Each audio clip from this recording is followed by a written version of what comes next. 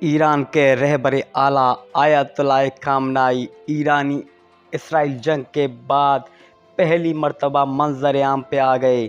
غیر ملکی media reports کے مطابق ایرانی سپریم لیڈر آیت اللہ خامنائی نے تہران میں شب عاشور کی مجلس میں شرکت کی۔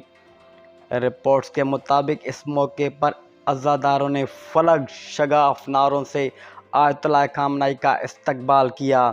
واضح رہے کہ اسرائیل کی جانب سے ایران پر حملے اور ایرانی جوابی کارروائی کے بعد آیت اللہ خامنائی نے نامعلوم مقام پر منتقل ہو گئے تھے۔ سب سے بڑی بریکنگ نیوز، ایران کے رہبر اعلیٰ آیت اللہ خامنائی ایران اسرائیل جنگ کے بعد پہلی مرتبہ منظر عام پہ آ گئے۔ خامنائی نے تہران میں شب عاشور کی مجلس میں شرکت کی۔